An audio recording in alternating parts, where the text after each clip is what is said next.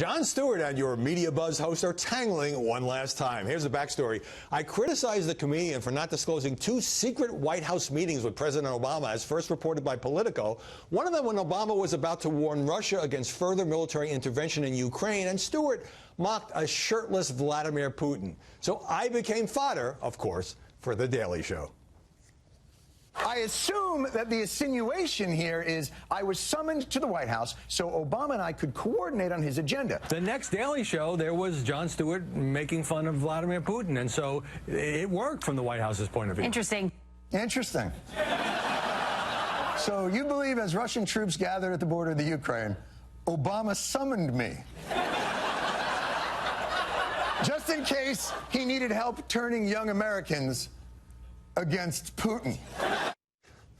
After a long segment mocking the criticism, Stewart said he's often summoned to meetings by various big shots and got around to what happened at the White House. We spent about 5 to 7 minutes with Obama kind of scolding me not to turn young Americans cynical. And then I spent about 5 to 7 minutes explaining to him I'm actually skeptically idealistic. And the general thrust of all of those meetings or phone conversations are the same. Basically, it's this. John, why are you such a Joining us now for the Z-Block, David Zurwick, television and media critic for the Baltimore Sun. So these secret meetings with Obama, does this dent his halo a bit? Well, I think it absolutely does. Look, I've been writing for a long time about Jon Stewart serving an ideology. You know, at first when he came out, and even in 2004 when he attacked Crossfire for polarizing the American electorate, he was doing real media criticism in his own way. Since President Obama came in, he has become more and more and more a tool, really, of the Obama administration.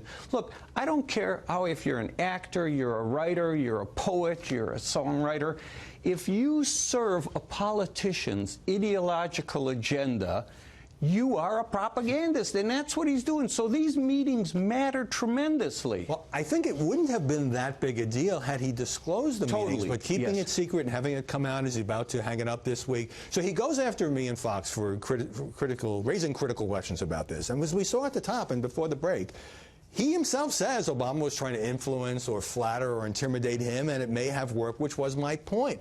He positions himself as the truth teller against the prevaricating pals and pundits, while he himself, in this case, I think, at least it looks like he's getting spun like everybody else. Howie, not only that, he immediately makes this into him against Fox. He loves this kind of polarizing dialectic because he knows now he doesn't have to have an intellectually satisfying argument. He wins it with many of his viewers just on the shape of that.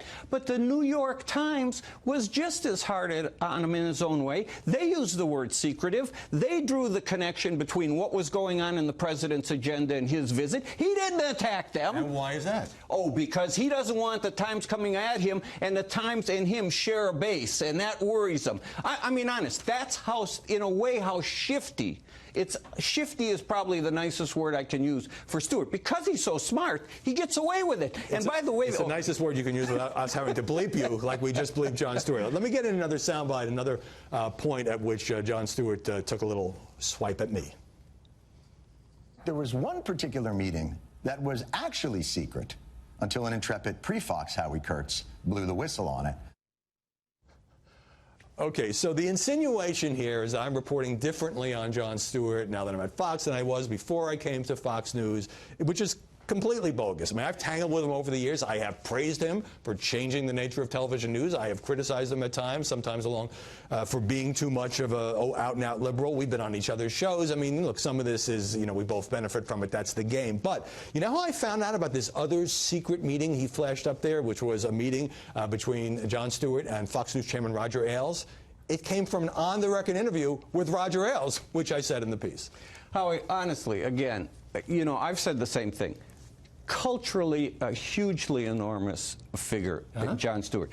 But really, this taints him because more and more he's become an operative, and this shows there was a link. And he let himself be used by Obama. Howie, just as you said, he should have simply disclosed. And to get into the Fox and all of this stuff is just a dodge because he doesn't have an intellectually defensible defense for what he did. Well, for Jon Stewart to say, a few others have picked this up, that, well, these weren't secret meetings because his name was among tens of thousands in the White House visitor. Like, come on, nobody else knew about it. But at the same time, you know, anchors on State of the Union Day, journalists, reporters go to off-the-record sessions with President Obama. They did with President Bush. They did with President Clinton. And there's a debate about that, but usually it's in groups. So what makes this different? I mean, Jon Stewart says, you know, I'm just a comic. That's his big dodge. That's his big dodge. You should always disclose. If he wants to be treated, and he does, he says I'm better than the press. Remember how he mocked Politico for getting the name of his executive director wrong in this? Now, Politico should be mocked for it, but not to the... that doesn't stop the truth of what they wrote. If he wants to be seen as a press critic, then behave by the same rules. Listen, when I go and talk to Sean McManus, the president of CBS Sports, on the phone, I disclose it in the piece when I write about CBS Sports, for God's sakes. You go see the president, all he's got to say is, hey, you know, I saw the president today. You know, that's it. Simple. A million ways to do it. And we had really good salmon, and it was terrific because, look, as much as he says he's just a comedian, the White House took Jon Stewart very seriously. They talked about him. They had, you know, he had an hour with the president on at least one of these occasions. That's taking somebody pretty seriously. All right, I think Shannon Bream asked me on Friday, well, who's going to miss Jon Stewart more, you or President Obama? I think probably the president with his 7 appearances. I was only on the Daily Show once, but this has been fun, and it's always good to have you on, David. Thanks very much. Okay, thanks, Howie.